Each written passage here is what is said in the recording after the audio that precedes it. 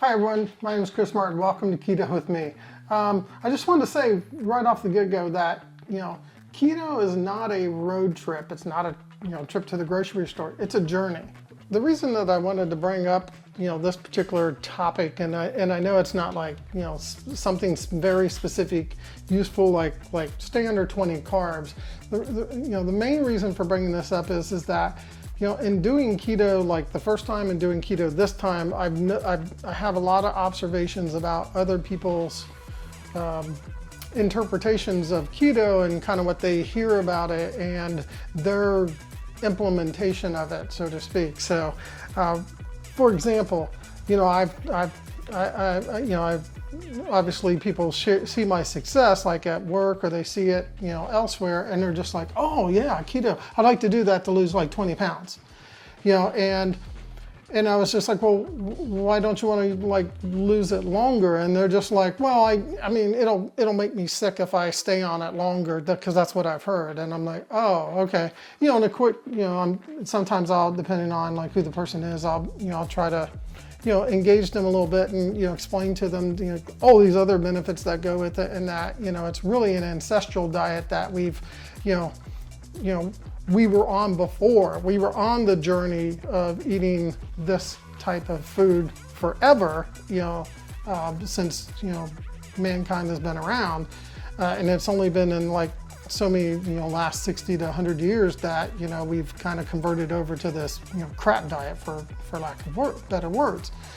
So I call that like the trip to the grocery store version. But then you also get the other person where and you don't really know this, is that they'll jump into it, and then they'll lose maybe even longer than the person that just wants to lose 20 pounds. But as soon as they're done with it, they go right back to eating the way they were. Or perhaps while they're doing it, their planning was more like a road trip plan than it was a journey. So if we plan things, and if you watch my diary series, you watch anything I do, I planned it out. My first journey into keto was more like a road trip, because I spent, I just kind of flailed around. You know what happens if you just say, a definition of road trip: get in a car, take off, go somewhere.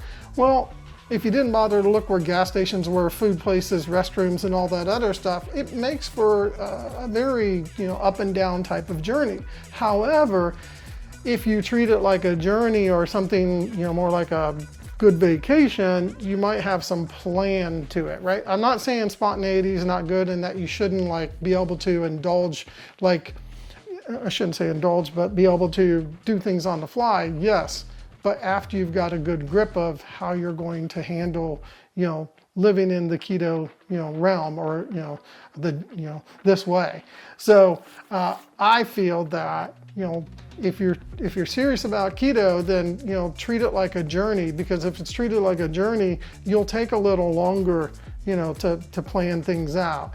A lot of times when I'm, going to go to a restaurant, or if I'm thinking about, holiday dinner or something like that, I'm already putting it together before I even get there, because I don't want to accidentally make a wrong turn, if you know what I mean. So this is what I mean by, it should be treated like a journey and not a road trip or an afterthought. Because if you do, you'll end up, if you treat it like a journey, perhaps you'll get the same kind of results that I've got, where it's just blowing me away, it's blowing some other folks away. I mean, this is 14 weeks into my journey, and I'm already down 49 pounds. So I know that doing my tracking, I know that tracking it in spreadsheets and being mindful of all this stuff keeps me successful and helps me be that way. So I just wanted to share my thoughts on that, and hopefully you find this video interesting.